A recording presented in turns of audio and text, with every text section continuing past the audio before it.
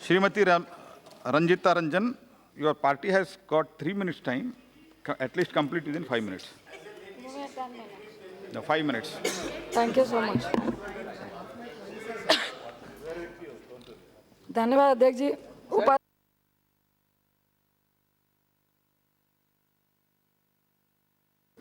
No, Venugopal.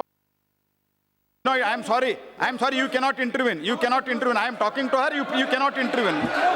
I'm sorry, you please continue. Only Ranjita Ranjan's speech will go on record. Sorry, you cannot intervene like this. You are aspiring on the chair. You are throwing aspirations on the chair. I'm sorry. No, please continue. I'm sorry. I have told whatever I wanted to tell. What is the direction of the speaker? I have told. Mind your language. What do you mean? Please continue. क्या करूं यार? Please sit down.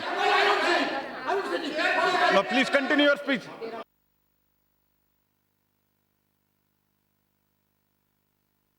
Finance minister और ना ही मैंने बहुत ज़्यादा economics पढ़ी है। कुछ प्रश्न है, मैं रिक्वेस्ट करूंगी कि अगर नोटबंदी एक बहुत अहम स्टेप था गवर्नमेंट का, तो निश्चित तौर से एज अ वुमेन पर्सन भी आप आज ये भूल जाना कि मैं एमपी हूँ। मैं एक एज अ महिला और जो गांव में देख रही हूँ लोग मुझसे प्रश्न कर रहे हैं, मैं 2-4 प्रश्न करूंगी।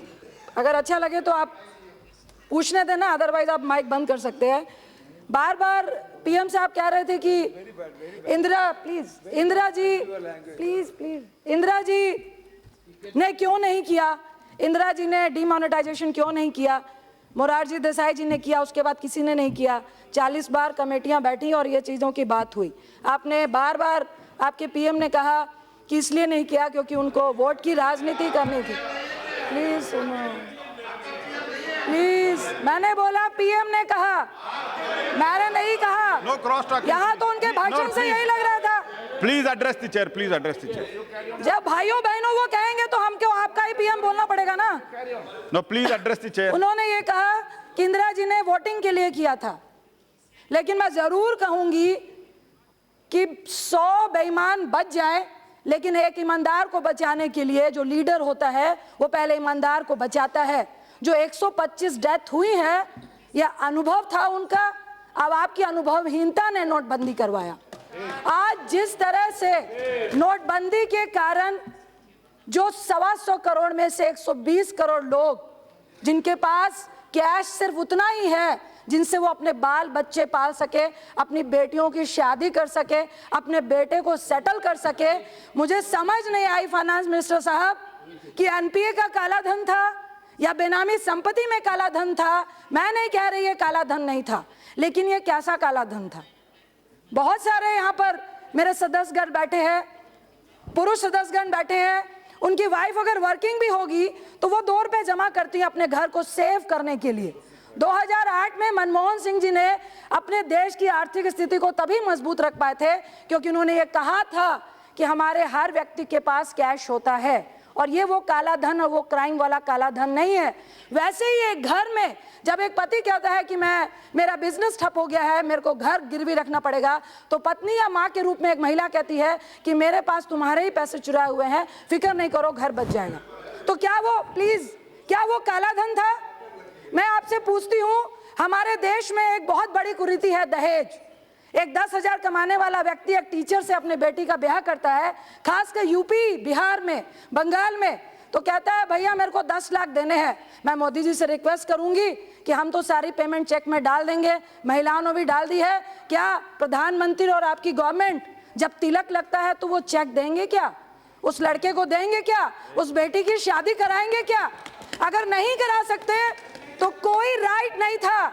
अगर आप कुरीतियों को खत्म नहीं कर सकते तो सिर्फ एग्जाम्पल दूंगी, इंदिरा जी ने वोटिंग के लिए नहीं, आपने वोटिंग के लिए क्यों किया?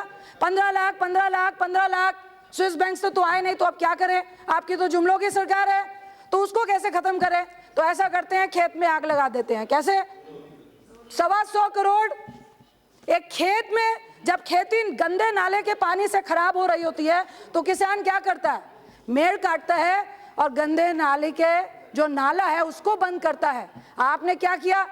गंदे नाले को, पानी को बंद कर देंगे तो फाइनेंस कहां से होगा? में पैसा कहां से देगा? पैसा कहां से देगा? अंदर दिया। लेकिन लोगों को तो बताना है, लोगों को तो बताना है कि हम काला धन लाने के प्रयास में हैं। तो पूरे देश को प्लीज सुनो, पूरे देश को लाइनों में खड़ा कर दो और फिर एक बार लोगों को मूर्ख बनाओ। प्लीज 2 मिनट और प्लीज लोगों को गुमराह करो कि देखो हम तो काला धन लाने का प्रयास कर रहे हैं, इसलिए stand up India. But where? लाइनों में खड़े हो जाओ, सुसाइड कर लो और हमारा मंत्री कहेगा यही चोर है जो लाइनों में खड़े हैं। ये मैं नहीं कर रही, आपके मिनिस्टर ने कहा। मैं आपसे पूछती हूँ, दर्जी के पास आप कपड़े सिलाने जाते हैं तो दर्जी क्या करता है? पहले नाप लेता है या कपड़े सिल देता है? दर्जी पहले नाप लेता है फिर कपड़े सिलता है। आपने पहले नोटबंदी की, फिर एटीएम का नाप लेते फिर रहे थे, इसलिए लोग लाइनों में खड़े हुए थे। मैं अपना नहीं, जो अर्थशास्त्री हैं उनका एग्जाम्पल देती हूं। उन्होंने कहा कि आपके सामने जो काला धन था इसको हम भी एक्सेप्ट करते हैं, लेकिन आपकी आंखों के सामने उन्होंने बैंक में अपना काला धन डाल दिया जो कम से कम ब्लैक मनी कहलाता था, आज वो व्हाइट मनी कहला रहा है। कैसे? बड़े उद्योगपति 2000 एम्प्लॉइज हैं। शायद मैं बहुत पढ़ी लिखी नहीं हूं, मुझे समझ नहीं आ रहा, लेकिन लोग ये कह रहे हैं और ये फैक्ट है। और प्रोफेसर अरुण जी ने भी कहा कि उन्होंने 6 मंथ की तनख्वाह दे दी अपने एम्प्लॉइज को। एम्प्लॉइज मोदी जी से तो कहने जाएंगे नहीं, क्योंकि मोदी जी पेट में भोजन नहीं दे रहा है, उनका बॉस उनको भोजन दे रहा है। अगर उसकी 50,000 20,000 तनख्वाह है और 6,000 उसको एडवांस दे दिया तो सारे पुराने नोट 2.5 लाख तो उसने जमा कर दिए। अब जो उसको नए नोट आएंगे तो वो मालिक ने अपने, कम से कम उनका अंदाजा है कि 2.5 से 3 लाख करोड़ रुपए आपकी नजरों के सामने बैंक में वाइट हो गए। और आप कहते हैं कि हम जनधन अकाउंट से निकालेंगे। मैं पूछती हूँ कैसे निकालेंगे? मैंने भी 2 लाख जमा किए, क्या कर लोगे? मेरे जमा थे पैसे। मेरी बेटी ने, मेरा बेटा स्पोर्ट्स पर्सन है, प्लीज 2 मिनट, स्पोर्ट्स पर्सन है, उसको मिलते हैं क्रिकेट के, उसने 2 लाख रखे थे, जमा कर दिए, क्या चेक करोगे? जनधन अकाउंट की बात करता हूं, मैं एक एग्जांपल देती हूं फाइनेंस मिनिस्टर साहब। मुझे एक व्यक्ति ने गांव के कहा कि मेरे पास एक व्यक्ति 1 करोड़ लेके आया और कहा कि भाई गांव के मुखिया को कि 1 करोड़ वाइट करना है, 80 मुझे दे देना, 20 को सेट कर दो। सारे गांव के लोग बैठ गए, कहा भाई ऐसी बात है कि 20 लाख हम लोग को मिल जाएंगे और 80 उनको देना है। सारा गांव मान गया, क्योंकि मिनिस्टर साहब गांव के लोग बेईमान नहीं होते।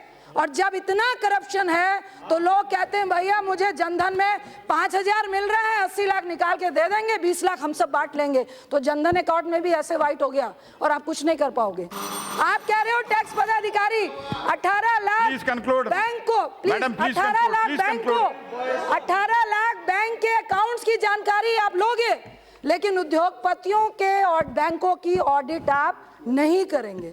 आपके पास तो इतने कर्मचारी नहीं है। आपने नए तरीके के 2 भ्रष्टाचार दिखाए, एक बैंक भ्रष्टाचार और दूसरा ये जो अब आप इनकम टैक्स के जो इंस्पेक्टर राज को शुरू कर रहे हैं, ये सिर्फ लोगों को त्राहिमाम करना है। मेरा लास्ट में सिर्फ प्रश्न है एक मंत्री जी से कि मंत्री जी, फाइनेंस मिनिस्टर का मुझे नहीं लगता ये डिसीजन था, ना ही आरबीआई गवर्नर का था, क्योंकि आरबीआई गवर्नर का भी काम उस दिन पीएम ने कहा था, आरबीआई गवर्नर ने किया था जो अनाउंसमेंट आरबीआई गवर्नर करता है। फाइनेंस मिनिस्टर का भी जो बजट की स्टेटमेंट थी वो सब 31 दिसंबर को दे दी थी। मैं तो सिर्फ ये कहूंगी कि ये जिसने भी किया, सिर्फ इतना बता दीजिए कि काला धन आया, फेक करेंसी आई, करप्शन क्या ब्लॉक से खत्म हो गया? क्या पुलिस वाला गाड़ी पकड़ता है तो घूस लेनी बंद हो गई? ये नोटबंदी से कैसे बंद हुआ ये मुझे समझ नहीं आया। मैं आपसे पूछती हूँ, आपने जब वो नहीं लगा, 1 मिनट लूंगी, डिजिटल पेमेंट प्लीज कंक्लूड करिए, half minute. JP Morgan world का नंबर 1 बैंक है, 2000 करोड़ रुपीस खर्चता है अपनी सिक्योरिटी पे। उनके 3 साल पहले बैंक हैक हो गए। हमारे पास साइबर सिक्योरिटी के लिए आपके पास क्या प्लान है? साइबर कोर्ट आप बैठिए, कृपया बैठिए आप। Please sit down. No, please sit down. No, you please address the chair. Please half minute. Ranjit Ranjan ji, please address the chair. Please only half minute. आपके पास साइबर सिक्योरिटी के लिए क्या plan है? आपके पास साइबर कोर्ट में हमारे पास जज नहीं है, क्या प्लान है? बैंक के सर्कुलर में अगर आपका एटीएम हैक होता है और आपके पैसे कोई निकाल के ले जाता है तो बैंक उसका जिम्मेदार 90% तक नहीं है। तो उसकी क्या प्लानिंग है? श्री जगन्नाथ बिकापाल। धन्यवाद।